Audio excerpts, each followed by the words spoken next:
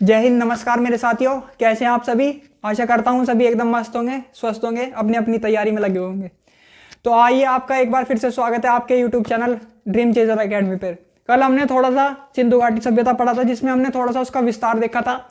उसके ईस्टर्न और western, northern और साउदर्न पॉइंट देखे थे, कहाँ तक ये मैक्सिमम फैली थी। उसके मतलब थोड़ा सा शेप देखा था कैसी थी, और थोड़ी सी हमने मतलब थोड़ी बेसिक जानकारी ली थी।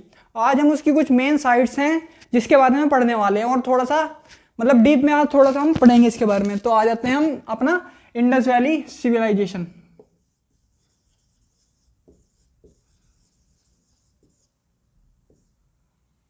सिविलाइजेशन नाम के बारे में, कल इसके नामकरण के बारे में मैंने बता ही दिया था, क्या मतभेद थे, कैसे कैसे इसका नाम पड़ा। तो आज हम थोड़ा सा इसकी शुरुआत कर लेते हैं इसकी लिपि से। लिपि कैसी थी इसकी? लिपि इसकी मतलब ये मानी गई है कि इसकी लिपि दाएं से बाएं लिखी जाती थी, ठीक है। और इसमें सबसे ज्यादा जो साइन पाए गए हैं, इसमें मछली के और यू शेप के साइन पाए गए हैं। इसमें लगभग लिपि में इसके 64 तरह के अक्षर पाए गए हैं।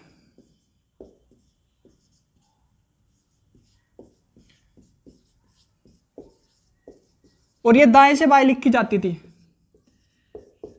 जो इसका तरीका था, दाएं से बाएं इसको लिखते थे।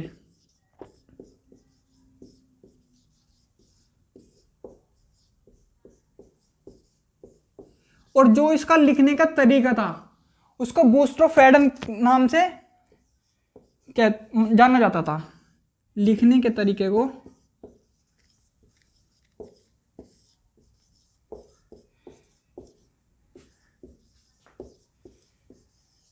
बूस्ट्रोफेडन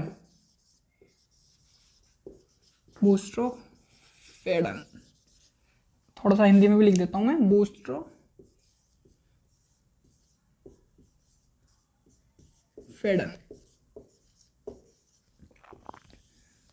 सबसे ज्यादा इसमें जो पाए गए हैं, सबसे ज्यादा आकृति, जो मतलब सबसे ज्यादा इसमें साइन पाए गए हैं, आकृति जो इसमें पाई गई हैं, वो एक तो यू शेप और मछली के निशान पाए गए हैं। सबसे ज्यादा आकृति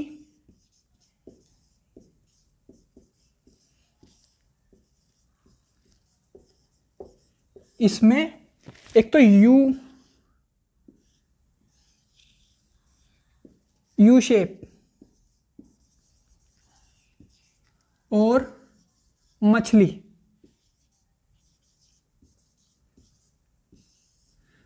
भी आपको बता दूं थोड़ा सा बना के।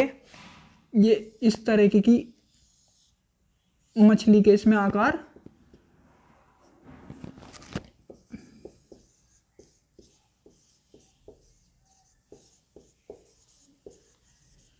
और इस लिपि को मतलब अभी पढ़ने की कोशिश की जा रही है। अभी तक इसको पढ़ाने गया है, बहुत विद्वान इसको पढ़ने की कोशिश कर रहे हैं, लेकिन अभी तक इसको पढ़ने में कोई भी सफल नहीं हो पाया है। जो कि मैं आपको बता चुका था, उसमें प्रोटो हिस्टोरिक पीरियड में इस सिविलाइजेशन को रखते हैं, क्योंकि इसमें लिपि तो मिली है, मतलब और अदर साक्ष्य भी मिले हैं, आर्कियोलॉजिकल वे भी मिले हैं इसमें, और क्या नाम जी, रिटर्न एविडेंस और आर्कियोलॉजिकल एविडेंस के बेस पे इसको हमने उसमें रखा है। क्या नाम जी, प्रोटो हिस्टोरिक पीरियड में 3 पीरियड मैंने आपको कल की क्लास में बताई थी, कैसे कैसे हिस्ट्री डिवाइडेड है मतलब। और तो ये इसकी लिपि के बारे में, जो मतलब लिपि में इससे बाहर क्वेश्चन नहीं आएगा। तो अब इसके हम आगे चलते हैं, इसे मैं रफ कर देता हूं।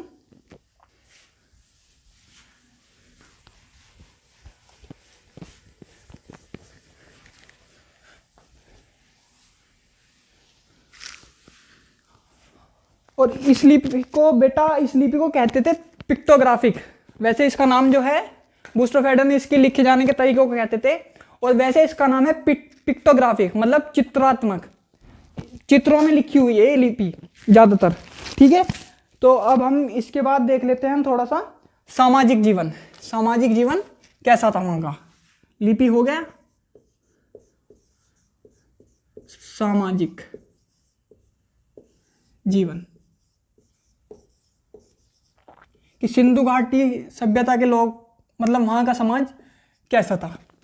जैसा कि मैंने आपको बताया था, यहाँ मतलब इस सभ्यता में लोग अभी वर्ण व्यवस्था का थोड़ा कम वो था। वर्ण व्यवस्था का थोड़ा वैदिक एज से आपका आएगा, जहाँ मतलब आते आते वर्ण व्यवस्था मतलब बहुत ही रिजिड हो जाएगी। तो यहाँ पे वैसे काम के बेस पे मतलब कर्म के आधार पे थोड़ी सी वो थी वर्ण व्यवस्था, जो कि योद्धा कहलाते थे, क्षत्रिय नहीं कहलाते थे यहाँ। योद्धा, पुरोहित, ये ध्यान रख लेना आप कि वैदिक एज में आके ये बदल जाएंगे। योद्धा तो क्षत्रिय में बदल जाएंगे, पुरोहित ब्राह्मणों में बदल जाएंगे, और ये वाणिज्यिक मतलब व्यापारी, व्यापारी लिख देता हूं थोड़ा सा आपके लिए आसानी रहेगी, व्यापारी। और तीसरा श्रमिक। इसमें आपके मेनली श्रमिक में आपके कामगार लोग आते थे। इसमें थोड़ी सी मेनली जो मतलब इंपॉर्टेंस थी वो व्यापारियों को ज़्यादा दी जाती थी, फिर पुरोहित, फिर योद्धा। मतलब ये लोग, इनका सामाजिक जीवन, ये शांति प्रिय लोग थे, मतलब कि युद्ध प्रिय नहीं थे। लिख देता हूं मैं, युद्ध प्रिय न होकर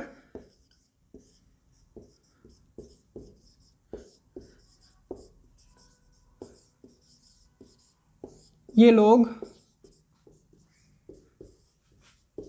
शांति प्रिय थे।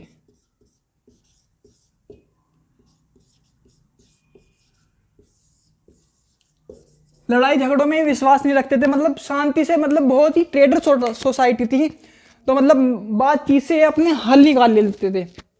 तो व्यापारी हो गए, पुरोहित हो गए, और श्रमिक हो गए। श्रमिक वर्ग में ज़्यादातर आपके कारीगर वगैरह आते थे, कामगार वगैरह, जो मतलब उस समय मन के बनाने का काम किया करते थे, और थोड़ा सा मतलब साफ सफाई का इनको, जैसे मतलब नगर नियोजन में कि साफ सफाई है, क्योंकि इस सभ्यता ये बहुत ही सिविलाइज आपकी क्या नाम जी सिविलाइजेशन थी, बहुत ही सभ्य लोग इसमें रहा करते, तो इसी वजह से इसमें श्रमिक थोड़ा ज़्यादा वर्क करते थे, और व्यापारी आपको पता ही है। और हाँ, इनके लिए बता दूं, जो ये व्यापार होता था, तो मेसोपोटामिया के ग्रंथों में इसको इंडस वैली सिविलाइजेशन को एक अलग नाम दिया गया है। मिस्र के ग्रंथों में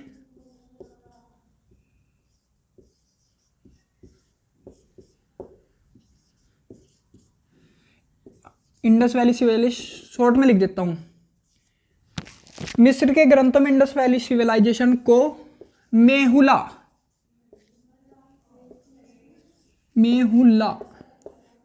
या फिर मिहुला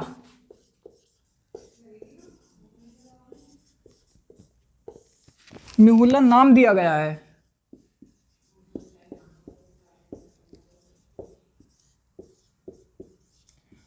बेटा बहुत इंपॉर्टेंट फैक्ट है ये, बहुत क्वेश्चन पूछे गए हैं इससे। इस फैक्ट से पता नहीं कितनी बार क्वेश्चन आया है, यूपीएससी ने पूछा है कि क्या नाम जी मिस्र के ग्रंथों में इसका क्या नाम था। और आपको बता देता हूं मैं कि क्या नाम जी उसमें वैदिक मतलब वेदों में भी, जो वैदिक एज है उसमें भी इसका नाम था हरि यूपिया, और वैदिक ग्रंथों में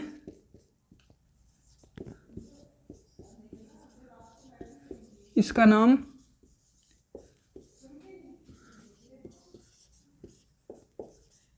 हरि यूपिया।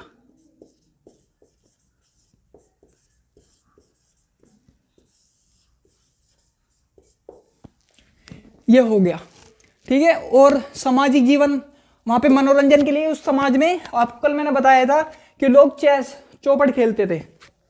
यहां बता देता हूं, मनोरंजन के लिए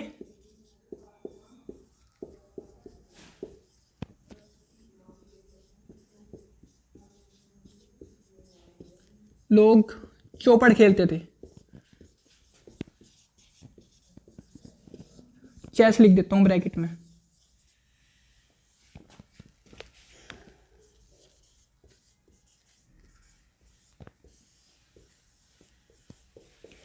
चौपड़ खेलते थे, और आपका इसमें, और यहाँ के लोग मतलब पुरुष भी और स्त्री भी, दोनों लोग मतलब श्रृंगार से बहुत ही अच्छी खासी मतलब जानकारी रखते थे, और दोनों ही मतलब इक्वालिटी रखते थे, और दोनों ही लोग श्रृंगार से बहुत अच्छे खासे मतलब जानकारी थी उन्हें, तो दोनों लोग श्रृंगार करते थे। तो यहाँ लिख देता हूँ मैं थोड़ा सा इधर, पुरुष स्त्री दोनों श्रृंगार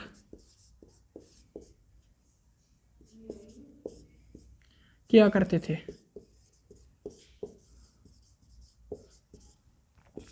जो कि आपके ये पता लगता है कि क्या नाम जी, चनहूदड़ों से लिपस्टिक के साक्ष्य मिले हैं।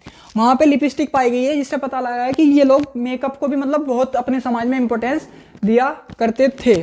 थोड़ा सा मैं रफ कर देता हूँ, जगह नहीं है।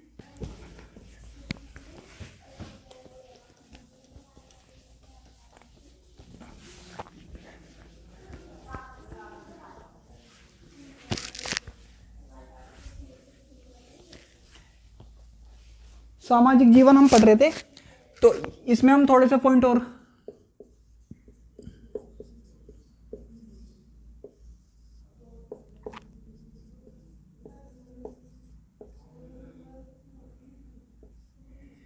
ये मैंने आपको बता ही दिया कि मेकअप से अच्छे खासे वाकिफ थे, साथ साथ जगह प्रयोग करते थे, और लिपस्टिक के साक्ष्य मिले हैं चंद्रदुर्ग से, इस वजह से ये पॉइंट प्रूफ होता है।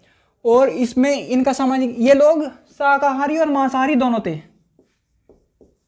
शाकाहारी और मांसाहारी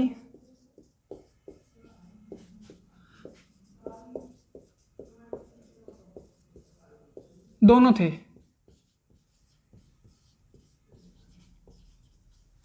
ठीक है, शाकाहारी भी थे और मांसाहारी भी थे, क्योंकि पता चला है जैसे कि उनके खान पीने में थोड़ा सा पता लगा है कि वे दोनों मतलब लोग वहाँ के शाकाहारी मतलब हरा खाना भी, मतलब जो वेज होता है उस खाने का भी प्रयोग करते थे, और मांसाहारी का भी प्रयोग करते थे। और वहाँ के लोग अंत्येष्टि, जैसे मैंने कल आपको बताया था ना कि 3 तरह के वहाँ समाधान की प्रक्रिया थी, अंत्येष्टि संस्कार,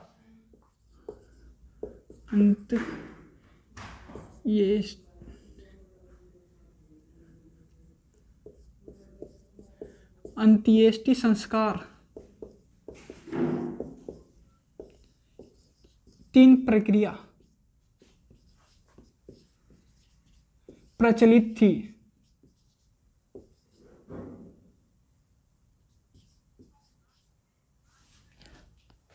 तीन प्रक्रिया प्रचलित थी,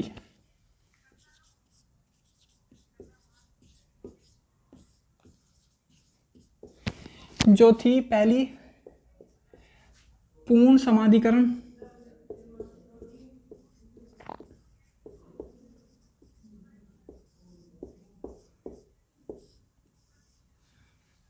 पूर्ण समाधिकरण, और दूसरी थी आंशिक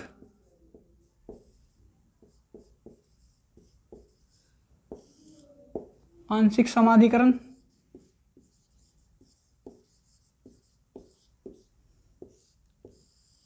और तीसरी थी पूर्ण समाधिकरण, आंशिक समाधिकरण, और तीसरा आपका जो जलाते मतलब दाह संस्कार।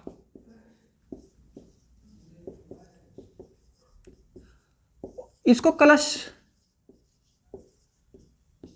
सावधान समाधिकरण भी बोलते थे।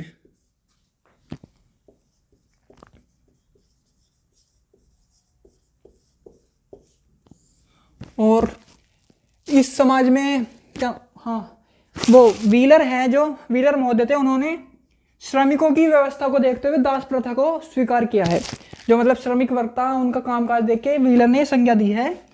व्हीलर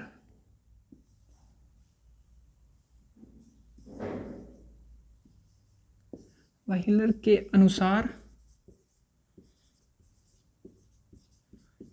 इस सभ्यता में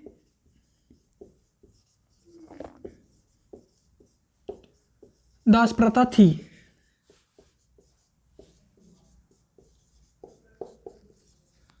और व्हीलर ने जो ये दुर्ग बने थे, मतलब अभी मैं पढ़ाऊंगा कैसे कैसे थे दुर्ग बनते थे, एक तो उछला टीला होता था, एक निचला, उसके अनुसार व्हीलर ने उन्हें उसकी ए बी की संज्ञा दी है। व्हीलर ने टीलों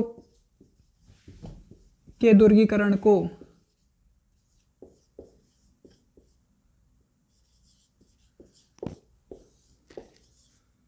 माउंट एबी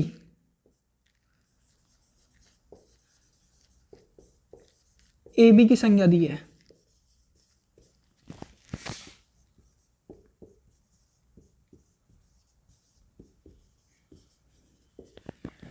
बस मेरे हिसाब से तो सामाजिक जीवन में इससे बाहर तो नहीं जाना चाहिए।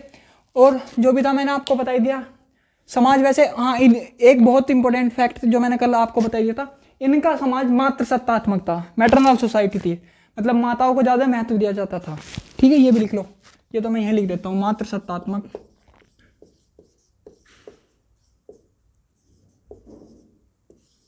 समाज था।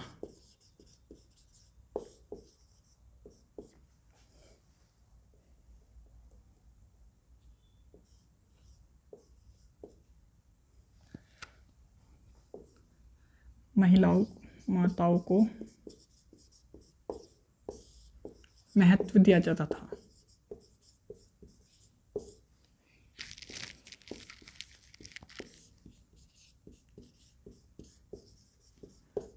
ये लो, इसका स्क्रीनशॉट ले लो, इससे पहले मैं मिटा रहा हूँ। ठीक है भाई, मिटा देता हूँ मैं।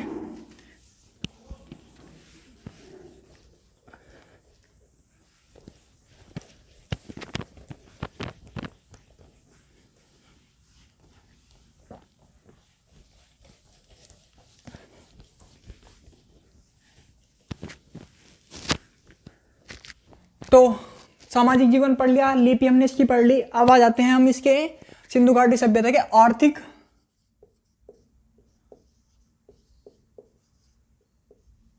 और राजनीतिक जीवन पर।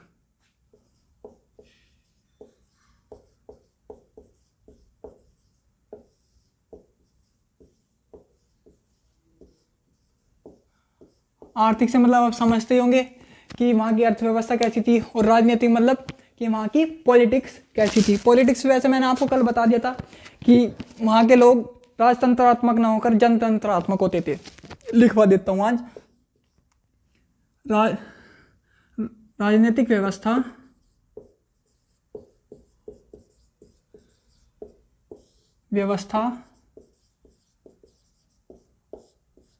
राजतंत्रात्मक मतलब राजा का वर्चस्व न होकर जनता मतलब खुद ही अपना लीडर चुनती थी। राजतंत्रात्मक न होकर जनतंत्रात्मक था।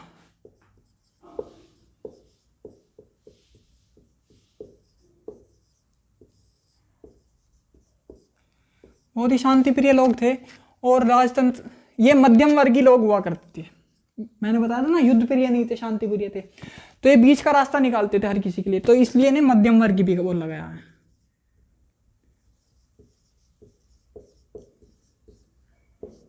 मध्यम वर्गीय लोग हुआ करते थे। ये आपकी राजनीतिक व्यवस्था होगी। अब आ जाते हैं आर्थिक पे, कि वहां की अर्थव्यवस्था मेनली आपकी व्यापार पे, व्यापार का सबसे ज्यादा महत्व था।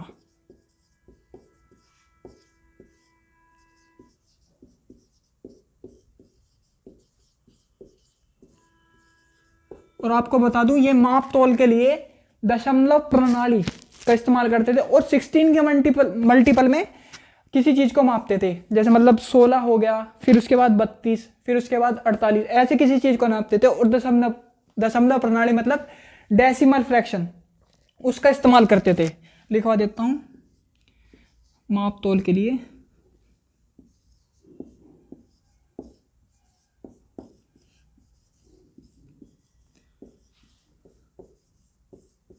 दशमलव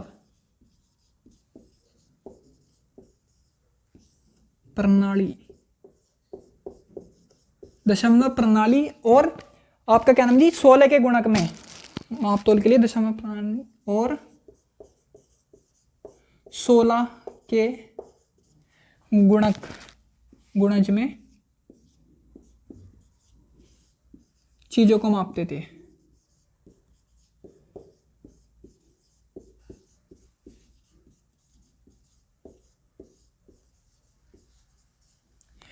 कृषि और इसका इतना महत्व नहीं था वैसे, क्योंकि कृषि से जो उपज होती थी उसका व्यापार करते थे। मतलब कृषि और पशुपालन भी आप इसमें लिख लो, कृषि और पशुपालन किया करते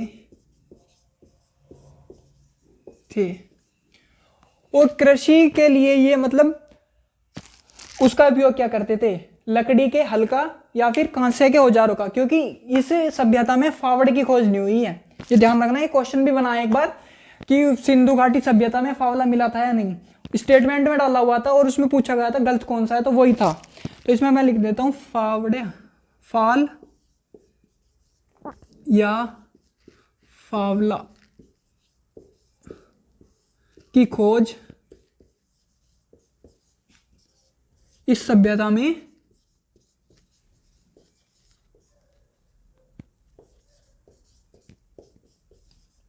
नहीं हुई है।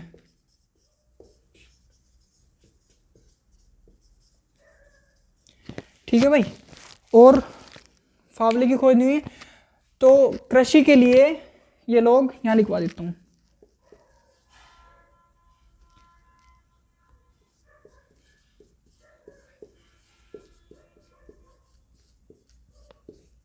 ये लकड़ी के हल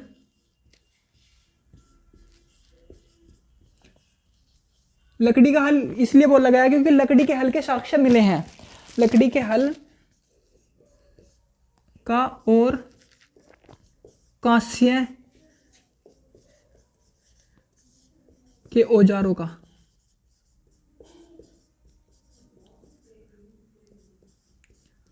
प्रयोग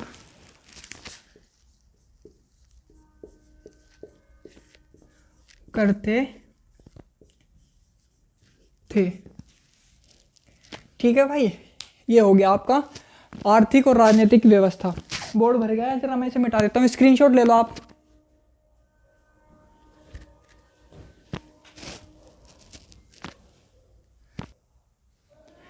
रफ कर देते हैं इसे। आर्थिक जीवन हो गया आपका, राजनीतिक जीवन हो गया, सामाजिक पढ़ लिया हमने। थोड़ा सा इसका अब नगर नियोजन देख लेंगे और फिर इसके बाद कला और धार्मिक जीवन के बाद अपना साइट्स पे आ जाएंगे किस जगह से हमें क्या मिला है, और आपकी सिंधु घाटी सभ्यता समाप्त कर देंगे आज। इससे बाहर क्वेश्चन फिर आपका नहीं जाएगा, समझे बच्चों। चलो तो आ जाते हैं अब आपका नगर नियोजन।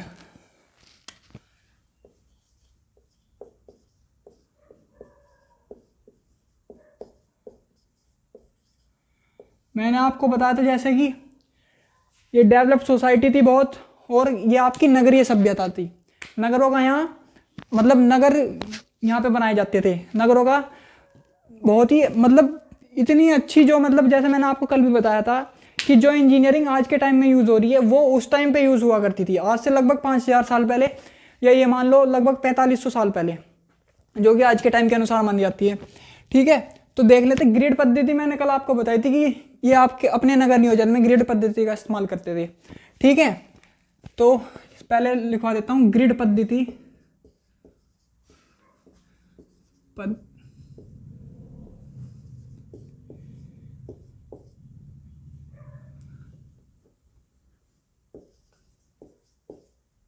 पद्धति का इस्तेमाल किया करते थे।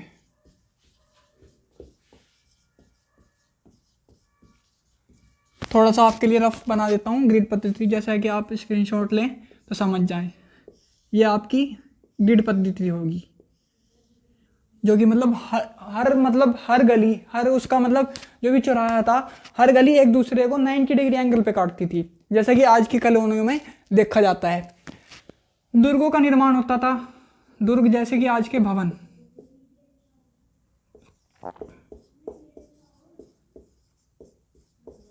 निर्माण होता था। दुर्ग इसमें दो तरीके के बताए गए हैं, एक तो उपला मतलब ऊपरी दुर्ग और निचला दुर्ग। दुर्ग दो हिस्सों में विभाजित थे,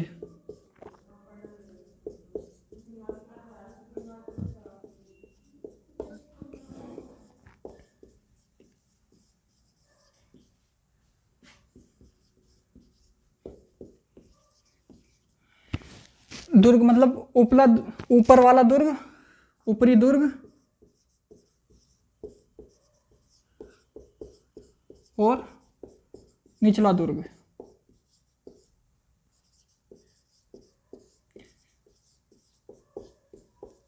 मतलब जो उन्होंने विद्वानों ने माना है, ये माना गया है कि जो ऊपरी दुर्ग था उसको मतलब चारों तरफ बाउंड्री से उसे कवर कर दिया जाता था।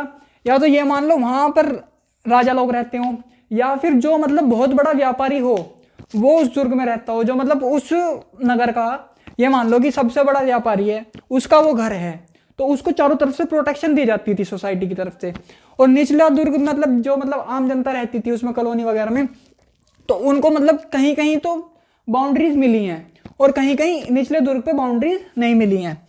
तो और मैंने आपको कल बताया था कि जो इन दुर्गों को बनाने में ईंटें मिली हैं, पकी हुई आग से ईंटें, पकी हुई, जो कि आगे जाके हमें बहुत टाइम बाद कुशाणों के टाइम पे मिलेंगी।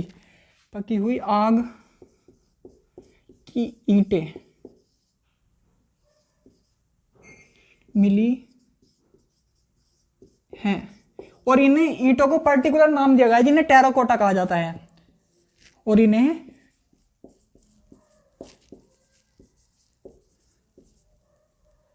टेराकोटा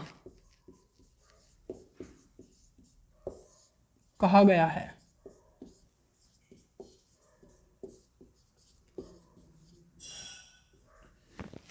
ठीक है। और हाँ, इनका मैं रेशियो बता देता हूं। इन ईंटों का अनुपात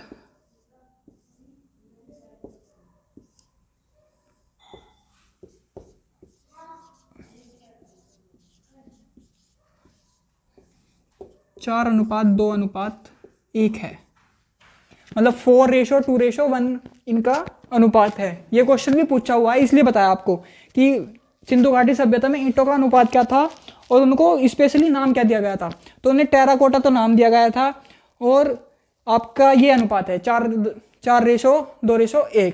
ठीक है। ग्रिड पद्धति का इस्तेमाल करते थे और इसकी मैंने आपको सब सभ्यताओं से अलग इसकी क्या बात थी कि इसमें उन्नत जल प्रणाली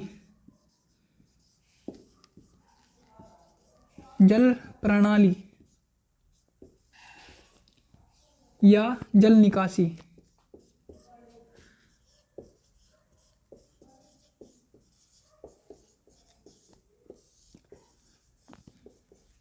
थी। ठीक है, उन्नत जल प्रणाली थी और नालियां ढकी हुई होती थी। मैंने आपको कल बताया था कि लोग यहाँ के इतने मतलब डेवलप थे कि वो जानते थे खुली नालियों से बीमारी तक फैल सकती हैं। इस वजह से उन नालियों को मतलब ढक के रखते थे और वो नालियां आगे जाके बड़ी सीवर लाइन में मिलती थी, जैसा कि आज के टाइम में देखा जाता है। नालियां ढकी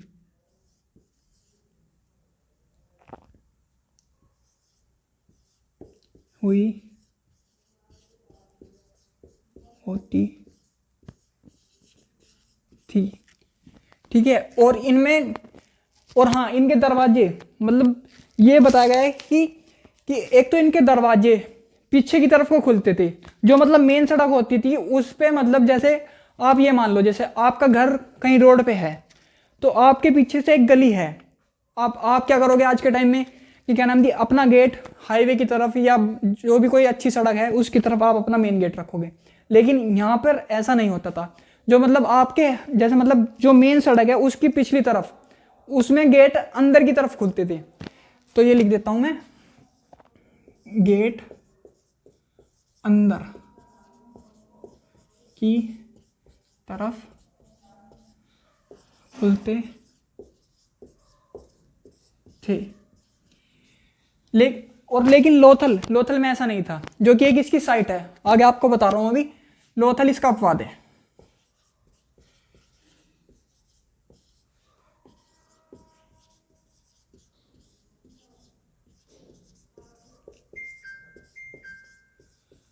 लोथल में गेट ऐसे ही जैसे आज के टाइम में नॉर्मल होता है ऐसे, ये आप गेट अंदर की तरफ खुलने का या पीछे की तरफ खुलने का क्या रीजन मान रहे हैं, ये आप समझ सकते हैं कि वहां के लोग मतलब ये चाहते थे कि हमारे लोगों को किसी भी तरह से हानि ना पहुंचे या हमारे लोग मतलब गंदगी से बचे रहें, सड़क है, मेन सड़क है, धूल वगैरह उड़ती है। और आज के टाइम में देखते हो कि बच्चे एकदम बाहर आ जाएं तो एक्सीडेंट का खतरा है। ये देख लो कि जो मेंटेलिटी आज के टाइम में है वो उस टाइम पे थी। और उस बात को मतलब ये मान लो एक टाइम, कुछ टाइम तक हमसे छुपाया गया, लेकिन बात कब तक छुपेगी, एक दिन आनी थी। और हमें अपने पूर्वजों की इस मतलब नगरीय सभ्यता पे हमें गर्व होना चाहिए कि हमारे यहाँ ऐसे पूर्वज थे कि जब लोग मतलब जब वहाँ शिकार पे जिंदा रहते थे लोग, तब हमारे यहाँ सिटीज़ बन चुकी थी। लेकिन बटे होने के कारण वही जैसा आज के टाइम में हो रहा है, आज हम पिछड़ते चले गए और आज भी ऐसे ही होगा। एक दिन हम पहुँचेंगे टॉप पे, लेकिन वहाँ से फिर पिछड़ेंगे, सिर्फ अपनी सोसाइटी की वजह से, बटी होने के कारण। ठीक है, ये तो चलो बात हो गई। इसके बाद बात करते हैं आगे, ये इसके नगर नियोजन में हो गया। ठीक है भाई। और हाँ, नगर नियोजन में बता दूँ आपको, घरों में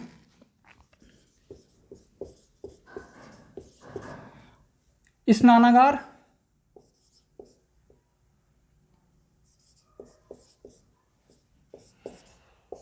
रसोई और कुएं मिले हैं।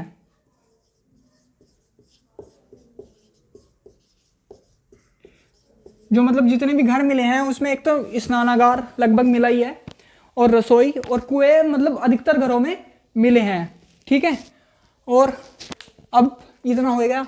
आगे बात करते हैं इसके धार्मिक जीवन और कला पे, देखते हैं क्या क्या कैसे कैसे लोग वे मतलब कला करते थे। ठीक है, ले लो आप इसका स्क्रीनशॉट, आगे रफ करता हूं मैं।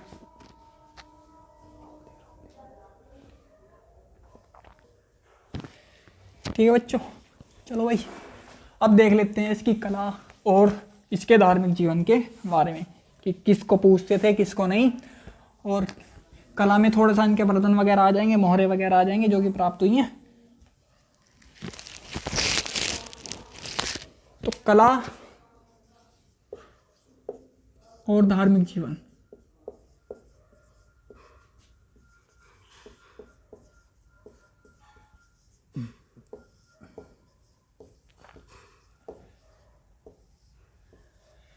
धार्मिक जीवन में मैंने आपको बताया था प्रकृति की पूजा क्या करते थे, और कुछ जानवर थे जिनको ये पूजा करते थे, कुबड़ वाला बैल और क्या नाम दी, और भैंसा, हाथी, चीता, जो कि इनके मोहरों पर प्राप्त हुए, जिनसे पता लगता है कि ये इनकी पूजा किया करते थे। तो लिखवा देते हैं, प्रकृति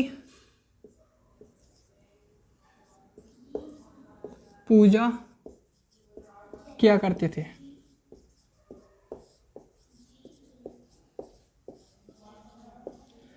प्रकृति पूजा किया करते थे, और प्रकृति पूजा में पवित्र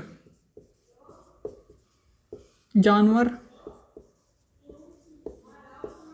इनका कुबड़ वाला बैल था।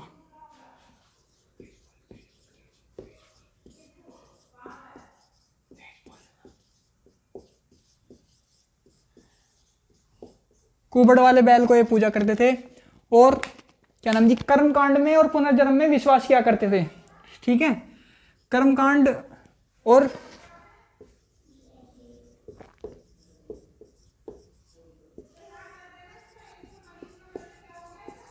पुनर्जन्म में विश्वास रखते थे।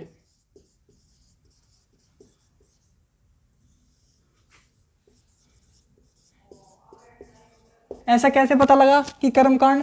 क्योंकि कर्मकांड का इस वजह से पता लगा है कि 7 कुंडों के साक्ष्य मिले हैं, और क्या नाम जी, ताबीज के भी साक्ष्य मिले हैं, जिससे पता लगा है जादू टोने में भी विश्वास किया करते होंगे, तभी ताबीज के साक्ष्य मिले हैं। और पुनर्जन्म में इस वजह से विश्वास करते हैं क्योंकि मैंने आपको पहले बताया ही है कि धार्मिक जीवन में कि ये 3 प्रक्रिया इस्तेमाल करते थे उसके लिए, अंत्येष्टि संस्कार के लिए। ठीक है, तो लिखवाऊं ये बात, चलो लिखवा देता हूं कि जादू टोने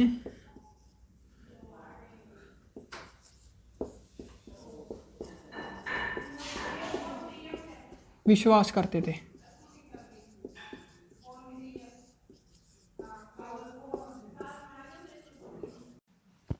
जादू टोने में विश्वास रखते थे। और ये आपका क्या नाम जी, यहाँ से इस सभ्यता में स्वस्तिक का चिन्ह, जो आज के टाइम में एक पवित्र चिन्ह माना गया है, वो देखने के लिए मिलता है, स्वस्तिक का चिन्ह। और मैं आपको बता भी दूं, बहुत से लोग ये है कि इसे ऐसे बनाते हैं, लेकिन इसे ये बनाने का तरीका ये गलत है। ठीक है, आज मैं आपको इसको सही तरीका भी बता देता हूँ ये बनता कैसे है। ठीक है, इसको सही तरीका जो इस सभ्यता के अनुसार है, वो इसका सही बनाने का तरीका ये है, ये, ताकि ना ऐसे क्रॉस बना के ऐसे कर दिया, ये इसका तरीका है। पहले ऐसे ऐसे फिर ऐसे, फिर ये होते ही है इसमें, और ये आपकी ये चिन्ह यहां से मिला है, स्वस्तिक चिन्ह इस सभ्यता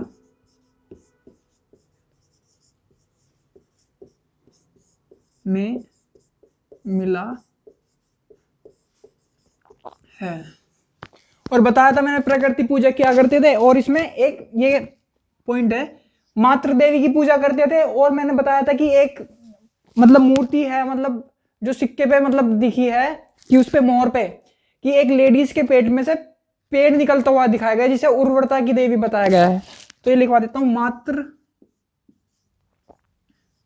मातृ देवी की पूजा करते थे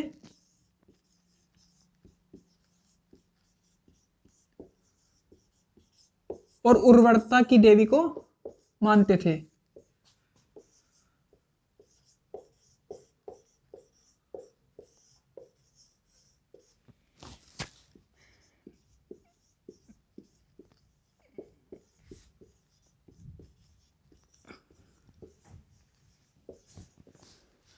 और पवित्र जानवर मैंने बता दिया, कुबड़ वाला बैल।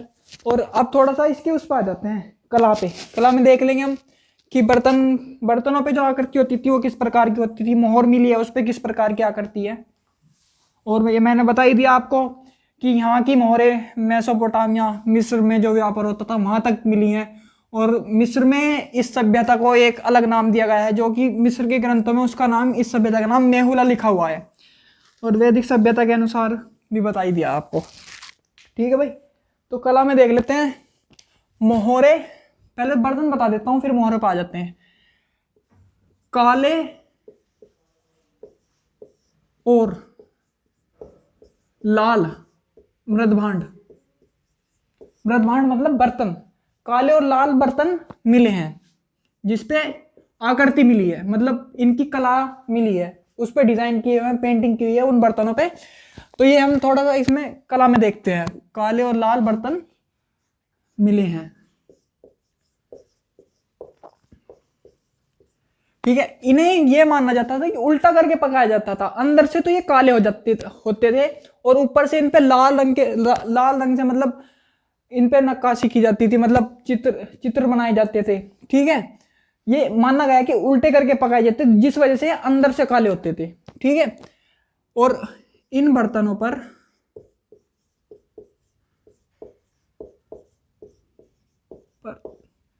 चित्रकला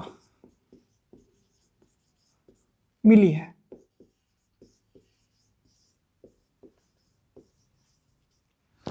और कुछ मोहरें प्राप्त हुई हैं।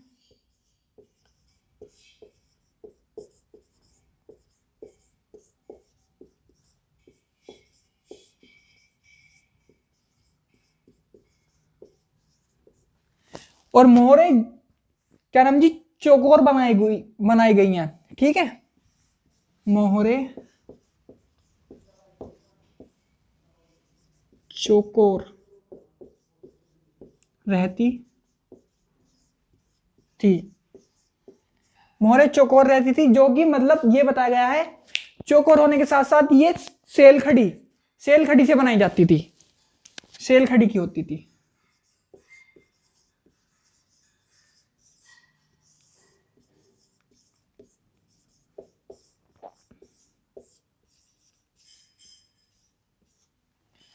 मोहरें चौकोर होती थी और इस पे मतलब मोहर पे आकृति मिली है, एक तरफ कुबड़ वाला बैल और सिंग वाला बैल मिला, एक तरफ हाथी, चीता, मोर।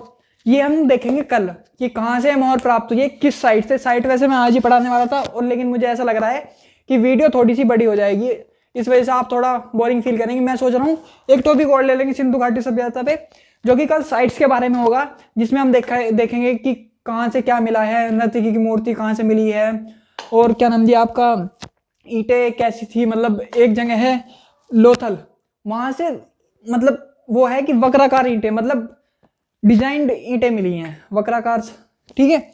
और देखेंगे और क्या क्या मिले हैं, मतलब 7 कुंड के साक्ष्य कहाँ से मिले हैं, स्टेडियम के साक्ष्य कहाँ से मिले, ये कल मतलब जो भी इसकी मेजर साइट्स हैं और जो भी मतलब जहाँ से क्वेश्चन बनते हैं किन साइड से कि किस जगह से क्या मिला है वो हम कल देखेंगे। वीडियो ज़्यादा लंबा ना वरना तो आज ही करा देता।